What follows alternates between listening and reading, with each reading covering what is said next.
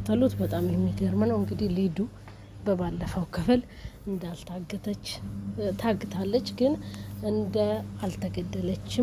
እንዳልተገደለች አይተናል ማለት ነው። አሁን እንግዲህ ናኦል እጅ ስር እንዳለች ነው እያየን ያለ ነው።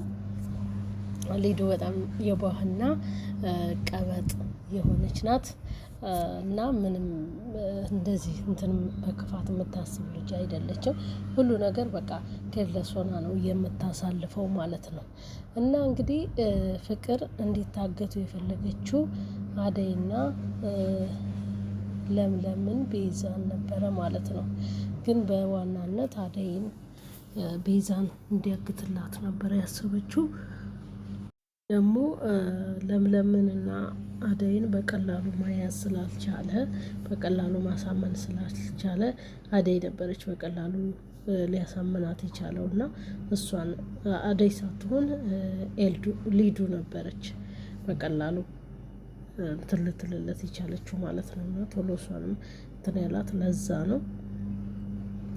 እንግዲህ ሁሉንም ነገር በዛሬው ክፍል ላይ ማለት ነው ለዴቭና ለባርኪ ነግረውታል ማለት ነው። ፍቅርና ቤዛ ናኦል እንዳገታት እንዲሁም ደግሞ ሪከርድ አድርገው ነበረ ቤዛ፣ እሱንም አሰምታቸዋለች። ግን ቤዛ ያሰማቻቸው ገድያታለሁ የሚለውን ነው ማለት ነው።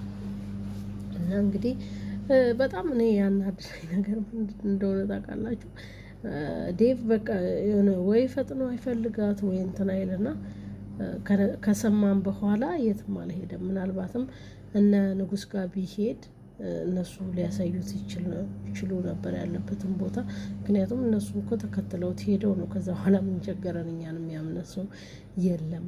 እኛ ብንለፋም እኛን የሚያምን ሰው የለም። ዞሮ ዞሮ እኛ እንደ ጥፋተኛ ነው የሚያዩን። ስለዚህ ቅርብን ብለው ቤቱ አካባቢ ከደረሱ በኋላ ተከትለውት ተመልሰዋል እነሱ ማለት ነው። በባለፈው ክፍል እንግዲህ የሚሄድበትን ቦታ ማየት አለብን ብለው ተከትለውት ነበረ።